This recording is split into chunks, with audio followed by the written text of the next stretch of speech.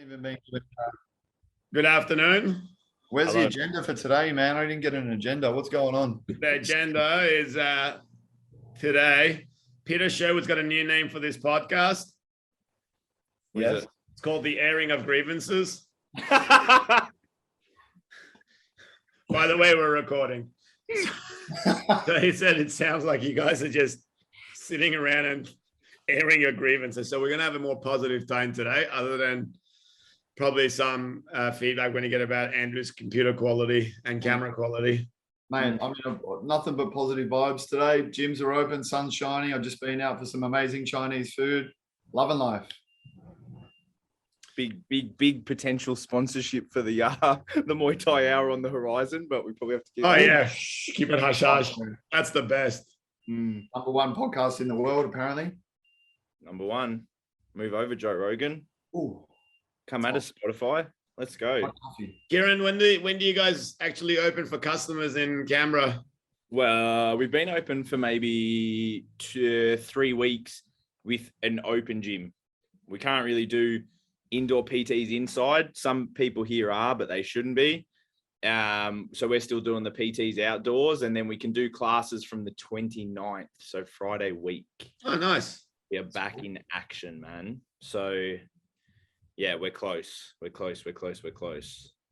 Yeah, I think they said today Melbourne's 80% is due to be on Saturday the 30th. So it means Monday the 1st would be us being back here, which I'm not prepared for. I thought it was going to be the following Monday. So now I've got to Work. I got a week to do some stuff. And by the and in condolences to Queensland, the situations very well could change, because I don't know if you saw it, but there's been a 30-year-old Uber driver who's been infectious in the community for 10 days in Queensland. And apparently he's so sick in hospital, he can't even speak to the authorities or the health department. He's that sick. And he's been infectious doing Uber rides for 10 days on the Gold Coast. Mate, I just want whatever happens in the next 2 weeks for this to be just us all heading towards open borders, because the whole WA not till next year thing isn't great. I think they're going to go for their own republic, man. New South Wales should go for their own republic. I mean, they've already got their own prime minister. Scott Morrison's the Prime Minister of New South Wales, isn't he? Right. Okay, cool. We're the ones that make all the money and have the biggest amount of people It's doing that. all right, mate. Completely not true, but anyway. Whatever you reckon, whatever helps you sleep at night. Good chat. That's great. Kieran, although, whilst I appreciate you being on my side in this conversation, I think as ACT, you should just stay out of any of these topics. First of all. Anyway, did you manage to talk Steve into getting his shot so you guys could be at 100%? Moving on from that shit. There's the one guy.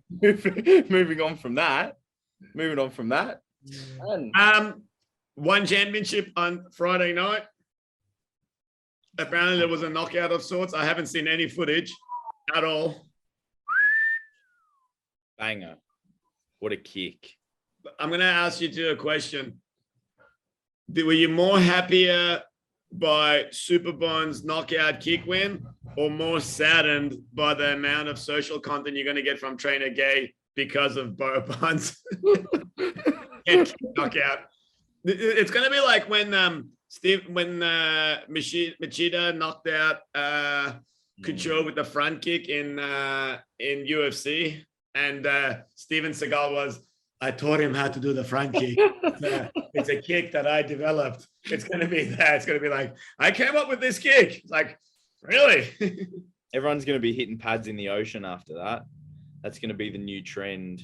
Looking forward to bashing the fuck out of useless brand new beginners in the gym and sweeping every cunt I know. Anyway, sorry, spoke it. Thinking out loud. I don't even hold pads for Thai boxing, but out in the park this afternoon for my 2 PTs, I plan just to stick the pad out for someone to throw a jab and then just low kick him and drop him on their ass just to teach him a good lesson. Yeah. The trainer game method. Yeah. Trainer game method. Nice. But You happy with solid that? card. That was, man, I Yeah, stayed it's up to watch it. That was the first one that I've stayed up and watched the whole way through. First one, what? Anyway, Oh my it started. god. It started a bit too late for me, and I wasn't gonna watch it. And I was gonna watch it when I got up. Mistakenly, I went on my gym Instagram, and Tom Gathical had put it in his story, so he ruined it for me. Oh man, incredible! And all of the kickboxing fights were solid. Man, they were cool. Murat, like it was. As someone who quite enjoyed watching K1 Max back when like K1 Max was in its peak, it was sad to see Andy Sauer go out like that. I don't think the result ever would have been different against Murat because the guy's like the Terminator and he's ridiculously strong, but it was sad to see him go out. And then it was a bit like bittersweet. The speech that he gave at the end, because there was no crowd, it just felt a bit weird, man. I would have liked to have seen such a legend go out with something a bit, I don't know, bigger but that was a bit sad to see him go out like that. How was the Sidichai fight? I still haven't watched it. I know it was a split decision to Sidichai. Was it a fair result? Yeah, it was close, man. Yeah. It's a good Yeah. fight. Just the power and precision got it in the end, I think. I think that's the only fight I didn't out of the 8 man. That's the one I got wrong. So I think I pretty much thought the rest were all going to go to the boys with the beards and the. Shout out to Singh. He still not hearing the end of it. Picked all 6. Nice. Betting group. Yeah. Good work, Singh. Well done. Good work, Singh. But yeah, good. I'm still going to pay him a bottle of wine for it. Fucking stealing. Oh, I'll get it. And then Saturday night was Warriors Way Lockdown 2, which we talked about last week with Hammer. It's been interesting doing the 2 lockdown audience shows here, but my one and then Hammer's one. And like, it is actually legitimately an interesting thing to happen because we're so used to just falling over crowds. And now that it's done, I think we don't want to do that again. Let's have crowds back. Why you just don't like it? Because of the sounds or the vibe? Or no, all of that's good and it's all interesting. But I think just operating, the amount of anxiety when you're doing it. I know I was like, until the decision of the last fight was called, on my show, I thought something was going to go haywire and we were going to get stopped or whatever else. Even I think in a semi-main event is when the police came to check in because they'd had a call. I was like, oh man, please don't stop this like before the main event, even though we hadn't done anything wrong. And then with Hammers, obviously, there was all the stuff we talked about, but they did a rapid antigen test of all the fighters at the weigh-in. And then when we showed up there was a drive-through. So we went drove into the car park from one end, got a test done, gave them our mobile numbers and drove around onto the street. And a few minutes later, we got our, you're negative, proceed in. So like, like when you run shows, you've got a million things that can go wrong, like visas, fighter pullouts, blah, blah, blah. But this just adds this, like you normally get the weigh-in done and even once the weigh-in's done, you're like, all right, happy days. Like even to the point of getting into the venue, you're like, all right, what's going to happen? But it was good, like really well-run event. And I think the lack of crowd makes it easier to just focus on the production and run it. But obviously the atmosphere it's just empty. And obviously, as is your bank account after you do it. But the atmosphere is like really lacking. But even, even the boxing fights and stuff, I found like the main event with River and Hunter was such a good fight. And I think the boxing fights are going to go on Fox Sports and the Muay Thai fights are going to be like a highlight package at the start. Did you have in between the fights when the ads were playing for us, so we saw the ads and the sound and everything that went along with it, was it silent in the venue? Yeah. All you could hear was people kicking pads And it was me, Nick. And you talking off mic occasionally. We picked that a couple times, but man, I feel like Andrew with technology when it comes to commentating. I'm like, which button was I supposed to press again? it's on and off, bro. It's one button, man. Don't be a TikTok game, boys. I'm on it, man. Fucking TikTok me up. Barnsley_PTJ. But it was funny because we had, as a backup, we had a laptop next to me, and Paris had a computer just to monitor the live stream as well to make sure that didn't drop off.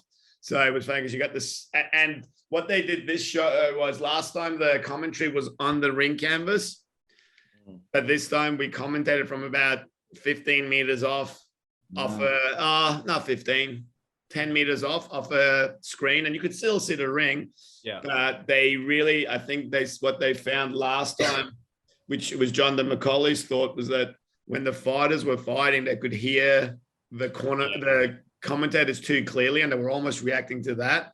Yeah. Whereas with us over there, it kind of kept it a bit more clear.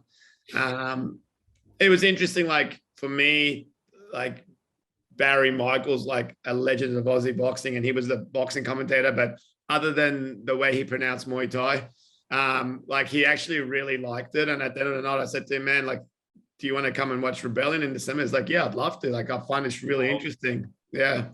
Yeah, that's great. That's awesome. And he was picking up, like, I don't know if you noticed that there was a few like big kicks on the arms and stuff that he goes, oh, that was a really nice kick. And there was one of the girls, I think Michelle, landed a couple of step up knees in her fight.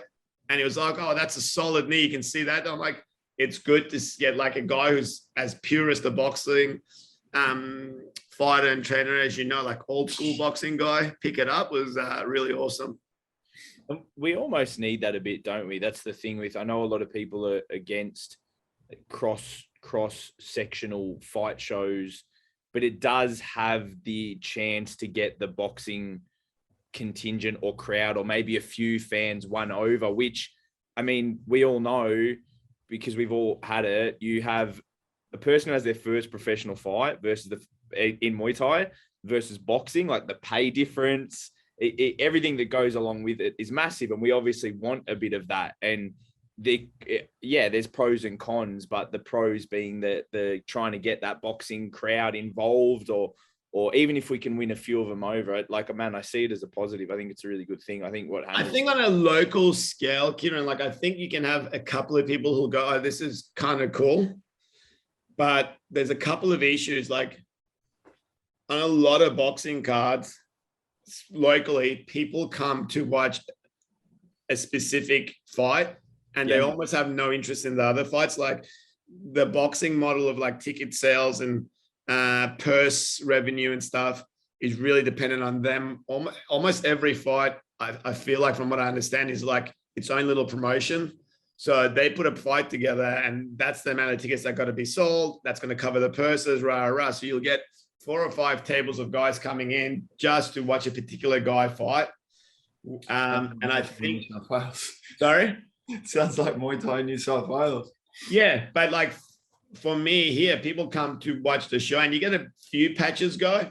But I think if they come and they're coming into boxing, a lot of them aren't there because they're necessarily fight fans. Do you think there's a market for having a big boxing event and having, say, let's say that the boxing event was to hold, a WBC Australasian boxing title or what have you, and some undercard bouts, to put as the semi-main event or a main card bout, like the equivalent, say like a WBC professional title in Thai boxing, and it be the only Muay Thai fight?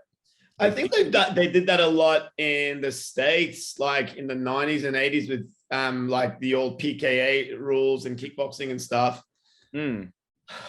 I think in Vegas they used to do it a bit. And I think Muay Thai people are probably more receptive to watching a boxing fight than the other way.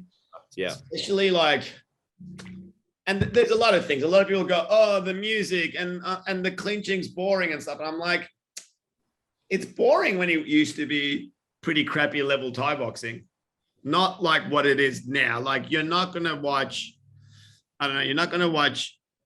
it doesn't matter what you're into. I don't think you're going to watch like Toby and Yakub won and go, oh, that was boring, or watch Singh and Samapet or whatever. I'm talking about stuff that fights I know. As a pure combat thing, you can get into it. But I think what they used to put on and the time music would come on and the Y crew and stuff, people go, what the fuck is this? Yeah. I think it's a big risk because if you get a fight that's going to be super duper exciting, people will like it and it might do it. But I reckon there's a 6 out of 10 chance that the fight might not be the level that the average boxing Joe Blow wants to see. And they want to see dudes like copying some shots, and they might not necessarily appreciate what a kick is. But if someone gets cut with a big elbow and there's blood pissing out of their head and they're going for, I'm not trying to dumb down boxing people because they've come to my shows, friends and people from my gym and God, this is sick. But I think when you're in that certain mindset of a boxing event and also it's Thai boxing with the music and Mongkon and stuff, then on the flip side, because you run BOA, which is like a no gi. Yeah. Well, gi and no gi. Do jits guys, do they appreciate things like the clinch in Thai boxing? Like if they see a clinch heavy fight, have you had that commented? Like, do they appreciate that side of it? I guess the other cross section. Not really. I think it's kind of like old mate on this who like doesn't like the grappling in MMA and stuff, but he loves grappling in Muay Thai. Yeah, fair enough. Yeah.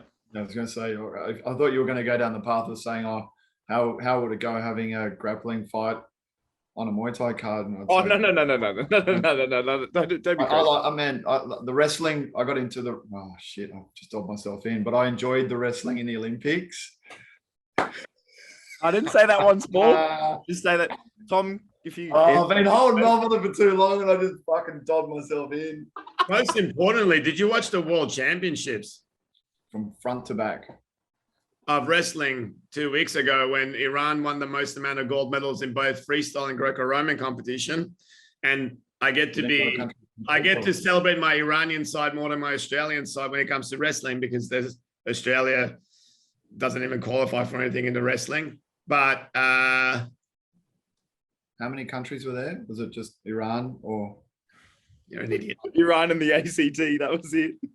It was all the countries. Unlike our sport of Thai boxing, wrestling is actually an international sport that a lot of countries participate in. But yeah, so that was the World Championship. Back. Good segue. Coming up this weekend, is there fights coming up this weekend? I've been really busy running my gym at the moment, and I said last week we should have researched, but I'm still waiting on the agenda. Hang on a second. I believe no. I don't think we have anything domestically, do we? No, because Muay Thai Grand Prix is the following. Yes. Internationally, I mean, Thailand has kicked back up with quite a steady flow of the usual shows and promotions. I guess the thing that's dominating even the international Thai boxing news to some extent is the match fixing that happened recently in Thailand.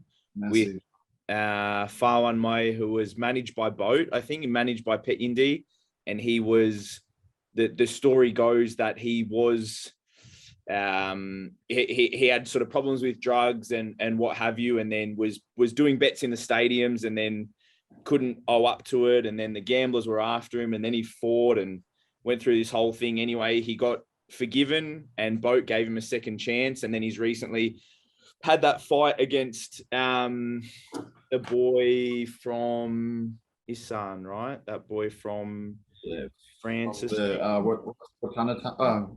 What's it called? The what's Francis and Boom's gym. Yeah. And it's come out that he's thrown that, but it was because he was threatened by an old promoter, I believe, and that's sort of the story is. They need a Netflix documentary because he was selling chili or pork or something. And he would come, instead of paying like $5 for the chili, he'd come and drop a couple of $100 on each one and say, yeah, don't worry about it. And then like kind of groomed him. It needs to be it could be the next Squid Game. That's what we're waiting on for our sport. Did anyone catch Channel 7 main event last week? Did anyone catch Ferrari versus? Yeah. You did watch it? Yeah. Good fight? Yeah, sick, but just needs, it was, clinch versus technician pretty much, man. And Topakeo, I think his name was. Just from round 3 through to round 5, just hung off his neck the whole time. Ferrari was learning some pretty good stuff on the outside, but just got broken down in the clinch, man. Yeah, really looking forward to the Ferrari Singh fight in February. Anyway. Okay. Kieran, stop being passive aggressive. What there is on this weekend is lion fight. And I'm only going to mainly mention this because our good friend Jakub is defending his cruiserweight lion fight promotion belt against Joe Boubier, who's a English fighter who lived in Australia for a long time and he's moved back home. So that's his title defense. I think Jakub won that fight, won that belt only about 2 months ago. And that's a co-promoted show with what? Sorry? I think it's... Where is it? Rebellion with 3 beats. Yes. Rebellion, yes. The Folexes of Rebellions, yep. Yeah, so big shout out to Jakub. He's like one of the nicest people I've ever met through Thai boxing. So, and I also like Joe. Sorry? A lot. What? Sweeping statements. You throw that around a lot, man. Jakub is legitimately one of the nicest people I've ever met, not just in Thai boxing in general. He's just a lovely man. And Joe, I'm obviously friends with. I think the last time Joe fought in Australia was against Chris Bradford on Power Play, I think, which was the last time somebody actually fought Chris under Muay Thai rules, which is annoying for him. I know he wants to do that. And then I think Joe was matched to fight Charlie Bupp on Warriors Way April last year. And then we went into lockdown. And unfortunately, that fight didn't happen. And then he moved back home to the UK. So cruiserweight title, Jakub versus Joe Boubier. Good luck to both the boys. Good luck, boys. How can we watch it, Si? On UFC Fight Pass, I believe. Nice. Nice. Very nice. Andy, you're going to do a show December 11th, same day as our friend Aram's? Yep. Actually changed it to the 12th because of his show. Thanks, Aram. But yeah, going to do it on... Wait, what are you saying, man? Hey, going to do it Sunday. I don't know how it's going to go, man. So far, the uptake of fighters is looking pretty promising, but we're just going to call it a Muay Thai day and just go for whoever wants to jump in the ring. So we've launched the kids circuit. Or it was supposed to have launched it as lockdown happened, but going to have another crack. So to start off the day with the kids, which is completely free, and then we move into development day or padded fights, and then amateur semi-padded fights, and then some pros at the end. So stay tuned for the matchups for the pro fights, but it's going to be outdoors, so I don't have to deal with any of the COVID issues and space issues. I mean, we're open by December anyway, which is good. I've got a tarpaulin set up, so we don't have any issues with canvas heat and rain. Learn from others' mistakes. Yeah, it's going to be cool. I've got a few little things that I'm trying to work on, but I mean, again, it all just depends on the authorities. But I can't wait to just charge a shitty amount of money to see how many people can cough up and fill up a car park and just have a good day. Let's do it. Yeah. And the week before that, it's Peter Sherwood, who remembers things occasionally. He remembers everything, just very slow moving. Pointed out that, so December is going to be the 10th birthday for Rebellion. So December 4th. Congratulations. Thank you.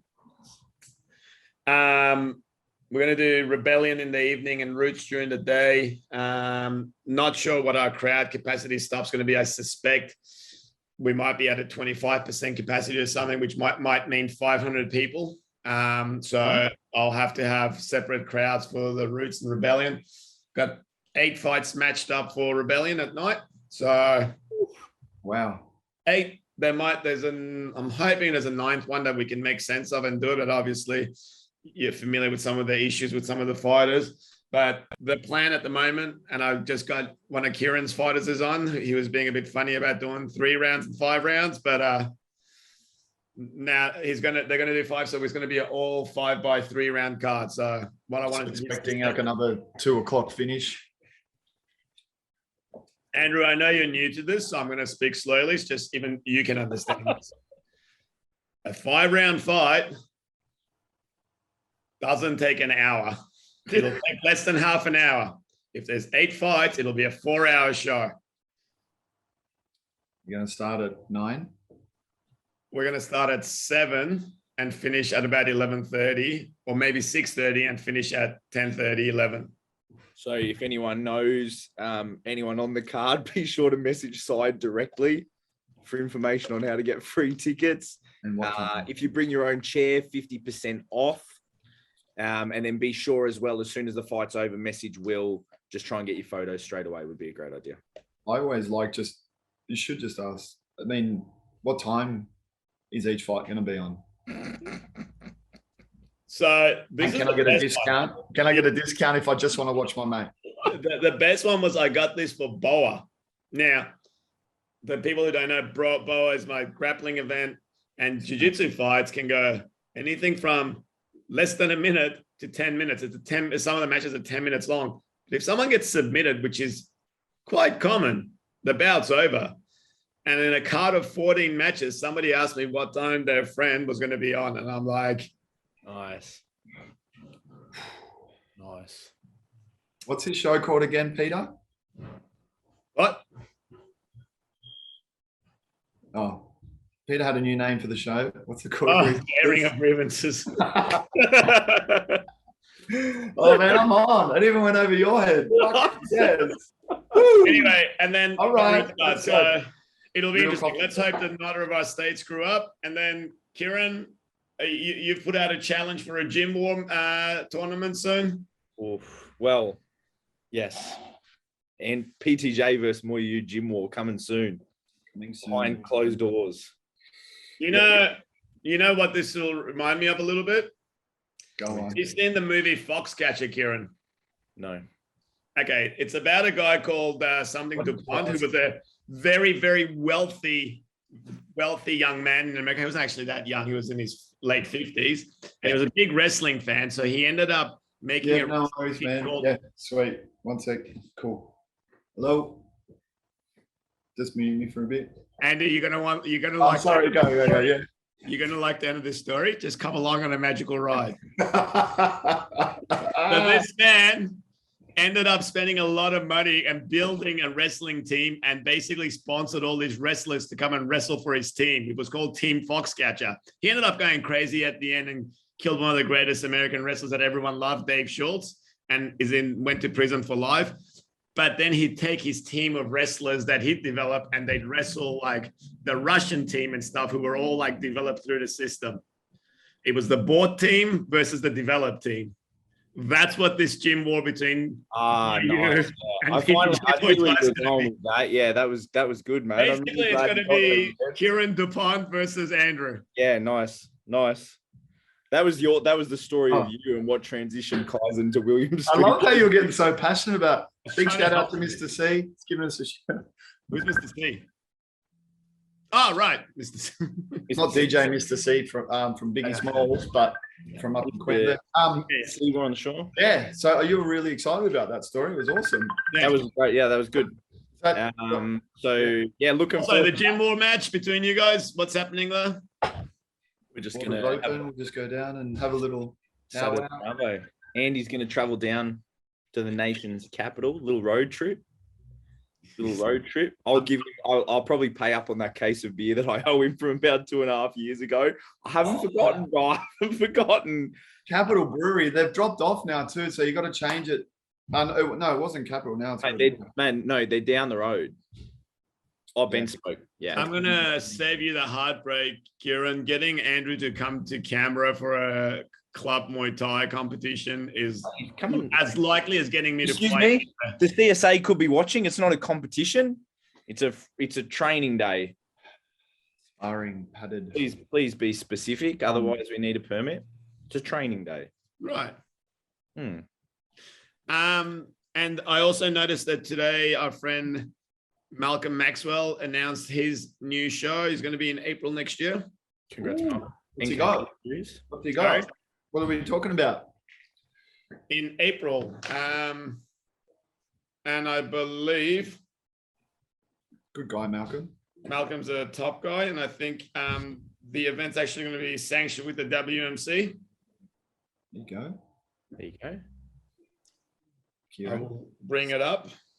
NKT. I mean, they've got a lot of space on their calendar. Oh, I knew it was coming. I knew it was coming. I had to put it in. You There you go. man. You said my name. You prodded me, man. No, I think just alley-ooped it. I think Malcolm's actually going out of his way to make NKT to make sure that the event doesn't fall on any other dates. So NKT Fight Series, April, sorry, not April, May 7th, 2022 at the South Fork Sharks Event Center, Gold Coast. And I think it's going to be, Love the Gold Coast. yeah. So Also, while we're talking Gold Coast, and seeing as Mr. C just rang Andy, shout out to Mr. C and Mark Pease. They're going to run it back. War on the Shore, which unfortunately got cancelled on the day, just before, I guess during some of these lockdowns, just before we had our lockdown, they cancelled the show on the day. I had two main eventers, and we found out at about 10 a.m. on the day of the event. They're going to run it back March the 5th, I believe, off the top of my head. So shout out to them. I hope all shows not on the same day. yeah, and it worked out really well because my first date for next year was going to be March 5th, which would have been on the same night. But then the venue asked me if I could go a week earlier. That's late. I'll just say, sweet, we can both be on the same night too. But so yeah, that's so hopefully we get up to Queensland for both of those shows next year. Mm-hmm. Yeah. Have you guys been seeing some of the photos that Blair Smith's been putting up that he's been finding lately? Yes. Sick. Chawang. Oh my God. Stage, Him man. and Toby, like I know father and son, but God, like there's a couple of photos where I'm like, when did Toby have this fight? And I don't remember it being that big. It's like literally Blair. It's mad. That's cool. Eh? The days of Chawang Stadium where they used to make you share the shorts. I remember first time I fought, you go out the back and have the row of all the shorts and put these ones on. The bloke before you'd wore them, so you put them on for the sponsor, take them off, put them back on the rack. An idea for you, Si. So that's where you got the inspiration for what you do on your show. That's nice. Kieran, when are you promoting? I thought you guys were going to do a show in Canberra. Well, we were going to. Waiting on Steve. We were going to. You can't. There's only so many times I think you can use that joke. I think it's got a limited shelf life. Hey? No. I reckon you pushed it. But no, for everyone else, not for you. I know you can recycle, but I think for everyone else, everything's for my benefit. Probably got a bit of a Being shelf. the only listener of this podcast, remember. Most environmentally friendly joker. Josh and I will, do so next year. We had plans to do it this year, but COVID and everything just threw a bit of a spanner in the works. And I think the risk, especially in the middle of the year, we're at that point now, and I'm sure a lot of promoters feel this way with the exception of some states, that it's like, okay, you've kind of got it, in effect, promised by state government that no lockdowns are going to happen. So we don't have that risk in the back of our minds anyway. For Joshy and I, the idea behind the platform that we wanted to create was very much just amateur fights, no frills, basketball stadium, very much what I remember, like the old days of Siam, Andy, or just any of those, just a basketball stadium, a ring, like the Nash, just in and out. You don't need your amateurs, development days, just in and out. Let's just get some fights, enjoy it, do it it can be on a Sunday, same day weigh-in, 6 a.m. weigh-in, fight at lunchtime, and just don't have to make too big a deal out of it and just get the experience up. So it's a concept that Josh and I would like to have regularly and like really continuously churn them out. We would like to also do them. There's a few, I guess, rural spots, a place like Goulburn that's sort of halfway between Canberra and Sydney. Obviously down here and just sort of spread out amongst the place. So that's the goal for us next year. We're going to have a meeting tomorrow with Muay Thai Victoria, and we're hoping to sneak in one amateur day for Muay Thai Victoria this year. So you guys should come down for it. Community sport, is that considered community sport down there? Yeah. But I think everything starts to open up now for competition wise, and we're not, we're literally running it as a non-for-profit. So we're not that fussed if we get a crowd in there or not. We just want to get, because it's outside of the pros, it's been the most common thing we've been asked is, when can the amateurs fight again? And like, it's been such a stop and start thing for us. It took so long to get that approval for that amateur body. And then we had one lockdown last year. So the first show got postponed. Then we did our second show in March and then set out like 4 dates. And we're like, yes. And everyone sort of, all the gyms and stuff bought into the idea and we're ready to go. And then it's just, so yeah, we're keen to get that going. And yeah, so I think once it's run, like if you guys ever want to bring teams from Canberra or Sydney or whatever, I mean, ultimately we want to do like a Melbourne Open and stuff, so everyone comes in and competes. But yeah, sick. I'm thinking of getting a bus. I'm thinking of buying a bus. Like 10-seater bus. Do some little team road trips. Oh, that kind of bus. Yeah. One of those Nissans. Nissans, like Sintai's got. I love those cars. Little bus. That'd be cool. Seater. So you've given me a reason to buy one. Thank you. Now, earlier today, it's something I want to talk with Hammer last week as well, but we kind of ran out of time, but we're talking about Andy Sauer retiring. And to be honest, for me, I get really happy when I see fighters retire. And it sounds really funny, like when the time's right, like when people have other things happen and they have to. If it's an injury or something serious, I'm saying happy with that. But when fighters know when it's time to leave, and I'd say Andy Sauer it was time for him to leave a little bit while further. How's the conversation with that with fighters? And what's your thoughts? My personal thought is, for some reason, like we saw with Evander Holyfield boxing, our sports are like, you don't really get people paying money to see John McEnroe come and try to play against, Nadal or someone who's current. It just doesn't make sense. But fight sports, for some reason, because of the name draw and the money and all that sort of stuff, it still happens.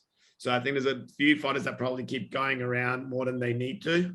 But have you guys had fighters you've had to say, hey, I think it's time? And when do you find that's the time to do it? Andy? I've had more of those conversations with amateurs than pros, to be quite honest, whether it's been earlier on in their career where it's kind of like, you're not really meant for this. But I've also been really lucky in that a lot of my guys have kind of self-retired. So self-retired as in more along the lines of, sorry? A falling out with the gym. I mean more like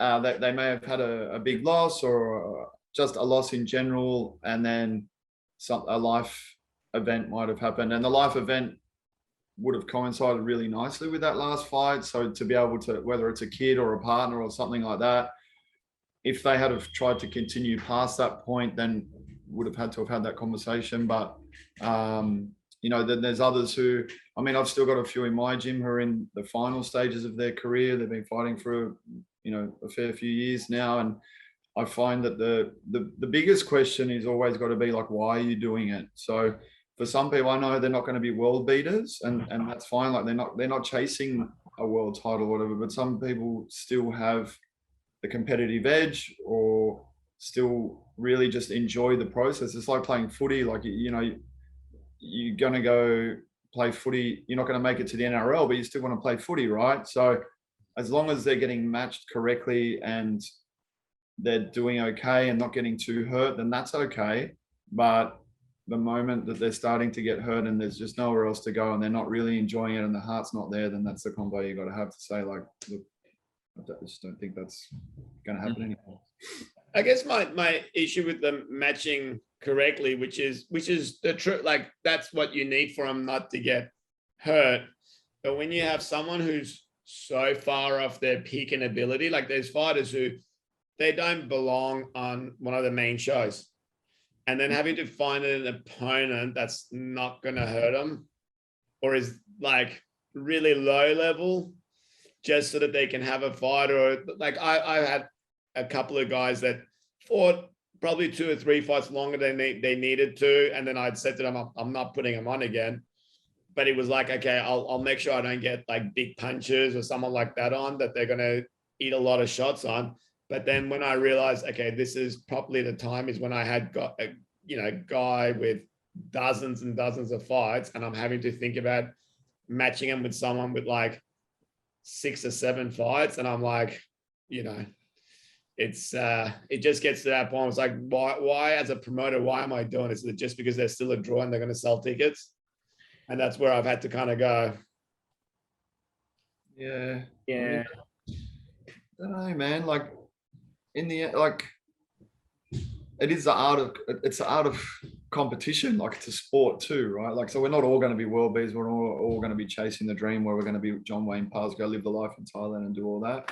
Whether you want to spend time with people who aren't going to be that, whether people still just really enjoy the camaraderie of having a fight prep or even just stepping over the ropes. But yeah, I get what you mean, man. But yeah, I think the biggest thing sometimes comes, and this is for the guys that are further into it and are professionals, and this is just a problem in, I guess, sports psychology across any sport, is not having or considering a life after said sport. And so it's almost like they're looking into darkness. And I think the fear of that, but the fear of that would stop people from retiring because they don't know anything else. And what they're doing is they don't have, like, even if you're a Muay Thai fighter, Muay Thai is not who you are. You are who you are, and that sense of identity. And you have to, I mean, and this is one thing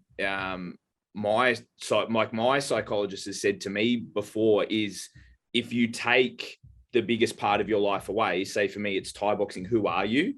And you need to be able to answer that question. And a number of years ago, I actually struggled to answer that question. If someone said to me, okay, who is Kieran? Take away Muay Thai, who is Kieran? I would sort of fall over my words a bit. I would struggle to get it out. But then I know who I am without Muay Thai, and I think a lot of fighters don't.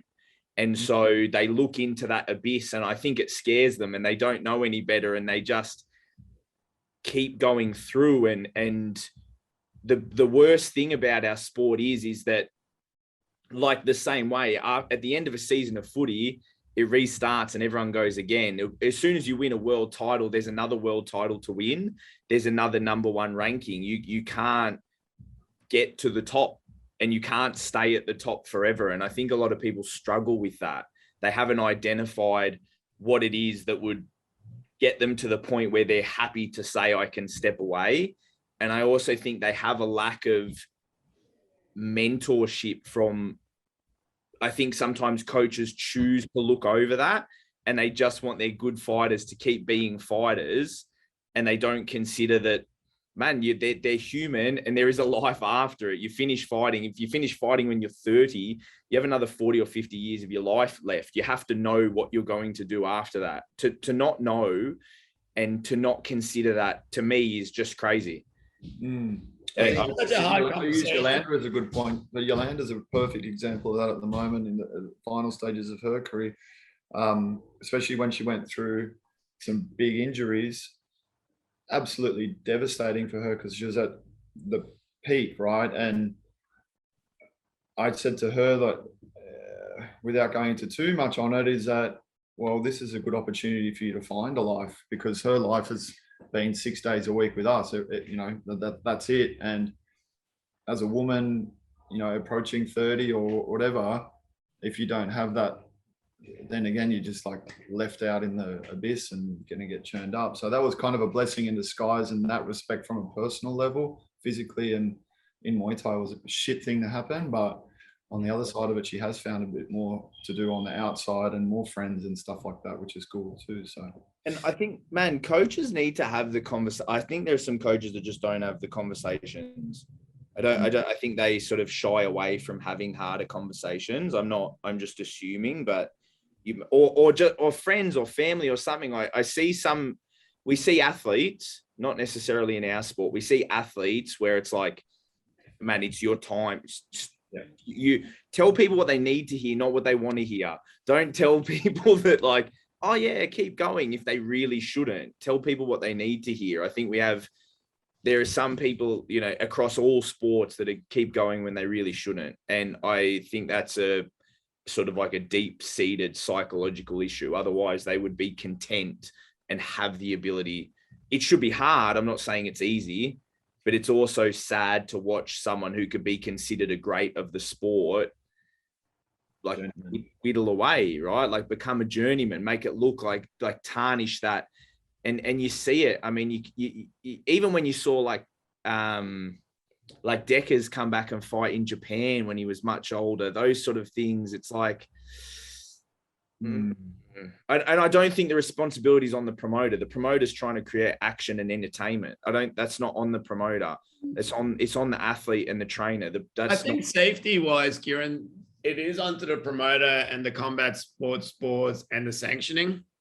I think what I found, I've only been in that situation a couple of times. What I find really difficult is that as a coach, you have hard conversations with people, but it's usually like things that they can change and there's a hope to improve it, right? So you're like, hey, I'm not going to let you fight because you haven't been doing the training for this fight and you're A, B, C, or D, but it's something they can change and there's a hope that they can overcome that.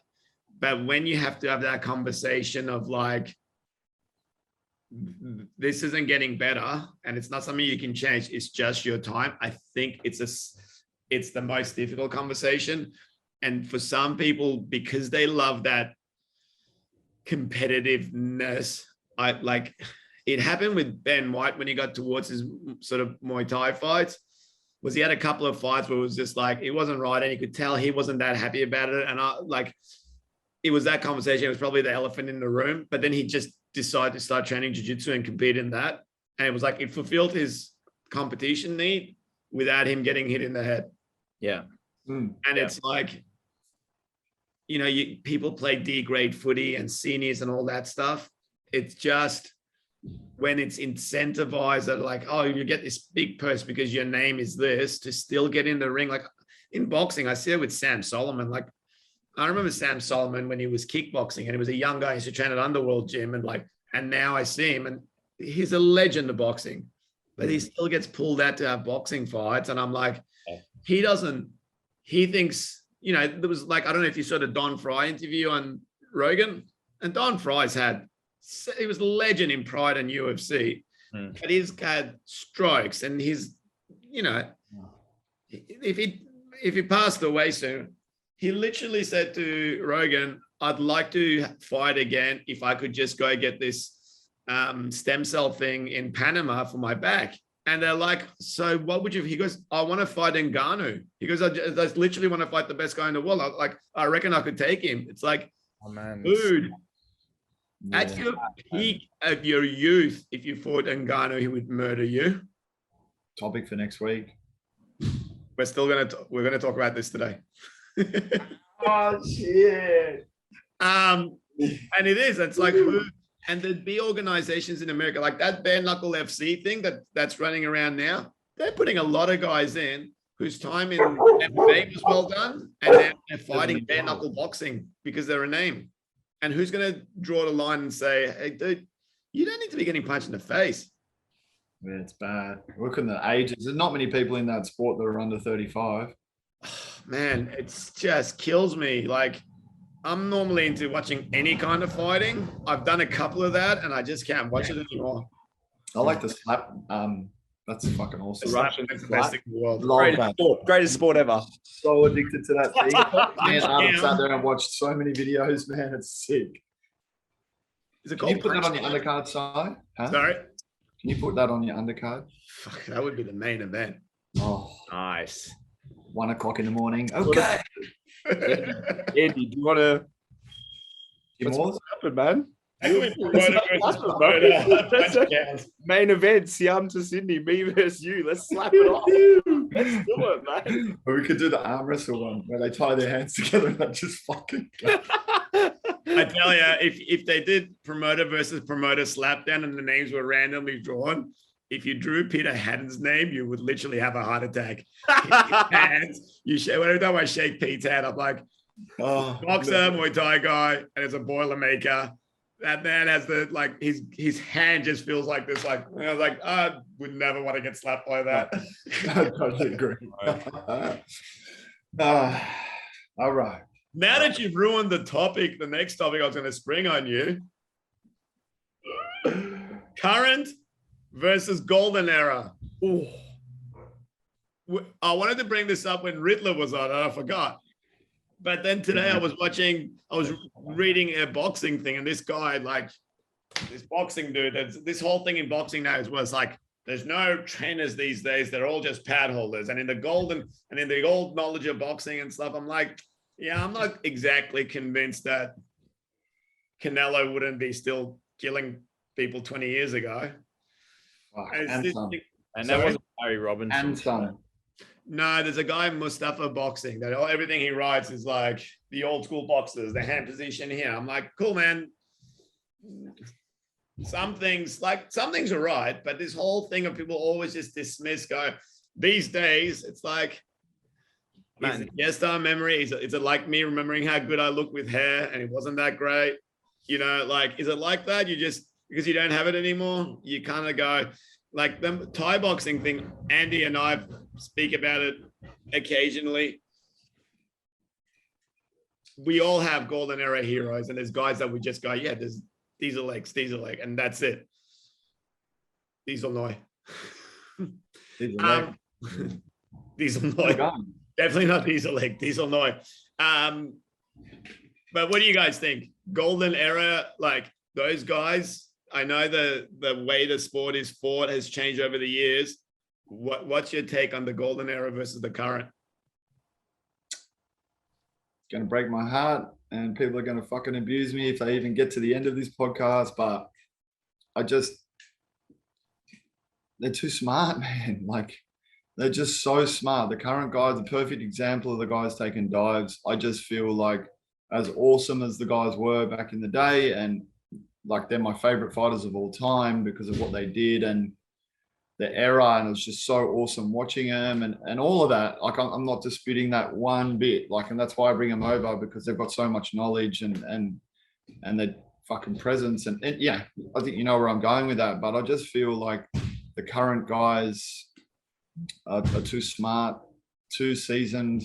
They know their way around. They've had awesome trainers like the old school guys who are helping these new guys help. And so it's constantly people getting smarter and smarter and smarter and better and better and better. And the training methods are better.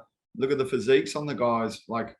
It's just such a different, I don't know. I feel like, I just feel personally, and I've said that from a lot of the fighters, except, when you have the Mike Tyson versus Muhammad Ali arguments and all that type of stuff, but they're different. I go for the modern day guys. I just think the modern day guys are just too good, too smart, and trained too smart. Yeah, and it's because there's no easy quantitative way of measuring performance. In athletics, you wouldn't go, the guy who won the marathon in 1970 is better than the guy that runs it under 2 hours now, because you go, here are the times, how was it better? But because there's no easy measurement of performance in these sports, but they can accept that. They'll say, yeah, because the training, the shoes, all of that. But in combat sports, we don't accept that the people are training better, eating better, the physiques are the knowledge is better. I don't know. That's sorry, Kieran. Riddler said it once. He goes, when my fighters are in the ring, not only do they have their experience of training, but they have my 75 experience added into that. And I think we go, those were such cool moves they used to do, cool strategies, but it's not like they worked and people just stopped doing them. Sometimes some of those techniques and some of those strategies, a way to deal with them came through that was better, and people just kept evolving. Like, you have to not be against evolution as a concept to think that things have got worse. We only have as well, I mean, combat sports in particular, with boxing aside, take Muay Thai, for example, we have maybe 3 generations that we can draw from. So we're not looking at we're not looking at hundreds and hundreds of years. We have old stories and tales and whatever that have been passed down. But for the most part, we're maybe looking at 3 generations, right? And so I mean, I agree with what Andrew says, and you can look at it across every sport. Watch the NBA in the 50s, watch footage of the NFL, watch footage of rugby, man. Like, watch the New Zealand rugby team doing the haka in the 40s compared to like these. There is some, your sport is broken if the following generation is not better than the last. But I also think that we're getting to a point where we're peaking as far as like intelligence is concerned scientifically, by the way of like how we train and our methods and the way that we approach things. So I think the next 3 generations, the argument might be different. I think we're going to have a different argument of like, hey, were the guys in 2020 better than the guys in, 2080? I think that might be a different argument, because I feel like we're starting to reach limits in human performance. Well, it's getting smaller margins of improvement, whereas exactly, like the black and white footage that people keep sharing on Facebook, and I think I've shared it, of like, there's some English documentary maker in Thailand and they're fighting Thai boxing and it's black and white, and you watch those guys, like, do you really want one of those guys fighting Same? Even like the murder that would happen. and that's what I think about. I mean, my favorite fighter of all time is Samkor, and I think, and he was known for just like bashing his left kick. Every once in a while you say things where I just go, he's not that bad a guy. Man, but I mean, there's a lot of guys you can watch now known for just smashing their left kick. Like, guys might talk about Yod. Guys will talk about Yod, 40, 50 years. Guys will look at the way Yod Sinclair used to just smash that left kick in. We'll talk about him the same. And so it's like, you also remember the ones that stand out, don't you? Competition he had too. Like Samkor, you could say that. But then, I mean, look at some of the guys who was fighting overseas, man. They were just... A lot of the footage comes from, there's a heap of the footage. Who's the Japanese guy, the famous Japanese dude? He fights and he breaks his arm. And he smashes him, right? But you go and find like guys like Brian Popejoy has done a good job at putting up some of his old Lumpini fights with some of the other Golden Era legends, which are great to go and watch.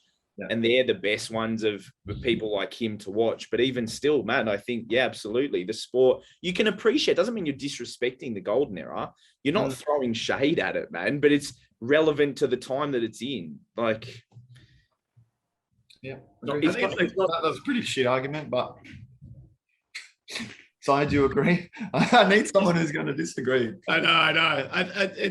I'm sure someone will have something to say about it. I think there is the can't mistake the toughness. There's nothing.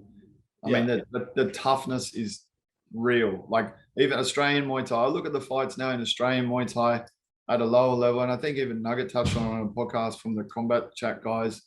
The quality of the Muay Thai here is fucking so good at a lower level. Whereas like when we're all bashing around, it's just 1-2 kick and cop a few, give a few, and get bashed up and then go again. And like, that's tough, but that's not as good as the guys now who are jumping in even development day. Let's watch some of those development day fights. Absolutely. And go, wow, man, how good is this? But that's like what Riddler said, 70 whatever amount of fights. Yeah, you watch like, even with Tony Hill and stuff, you used to watch them. Like, and you watch them and you go, man, they were tough guys, like tough surfers punching on, but it's like, like their stuff they did in the clinch, the way they kick, the way they, it's just like, man, I was thinking about it last week on that, on Hammer's show, a couple of the fights that were like first timers. One of the guys from Phil Lye's gym who took the fight last minute, like he was 2 weight divisions down. But I'm like, man, that's a guy who's had 1 win, 1 draw, no amateur fights, and he's fighting like that. Yeah. And access to training and videos. Yeah. Remember, you used to go source, you go hunting videos, you know, like I go to an entire town, get the VCRs, go trading with people, like emailing, trying to get anything you possibly could get your hands on. Whereas now you just flick on YouTube, and it's like when people come into the gym, man, just go straight to YouTube, look at what you're supposed to fight like, copy that. And if you're a visual learner, man, you're fucking halfway there already. Yeah. Favorite Golden Era fighter? Said mine. Always, there's so many, man, but like, Give me a knee fighter. Lam Namun's always right up there, man. Nam Kabawan as well. Yeah. Samsung, they're probably my things. Diesel Noi, obviously. Yeah. But the thing with Diesel Noi even is too, man, like as much as I love him and everything you see of him, just like, wow, how many fights have we actually seen? Yeah. Yeah. Phil Ly's actually doing a good little thing, doing a little profile of some of those guys, and he's done 2 of my favorites so far, Diesel Noi and Samson, his son. Sick. Yeah. Favorite non-Thai fighter of that era? Not that era, but the past era. Hey. Sorry? I was thinking about this the other day. For me, Danny Bill, and like one that people don't bring up as often as I'd like them to bring up, man. I used to love Ryan Simpson, man. I used to try and hunt his fights. Yeah. Love that. Danny Bill. Old non-ties, yeah. Current non-ties a bit different, a bit harder. We should have we'll get Donnie Miller on here once, because he's a very big lover of the Golden Era. Yeah, he's an encyclopedia on that shit. Watches it all day, all night. Yeah. Awesome. All right, guys. So there was a very cordial chat today. I realized that my shorter jokes work better than my longer ones, and I'll stay on point more. Thank you. Yeah. Almost an hour today. Sorry? Oh, are we on time? Are we on brand? Sick. Are we on brand? Are we on time? On brand. On brand. Just, yeah, look, I mean, just if you guys need any landscaping of your man parts, let's keep that in mind.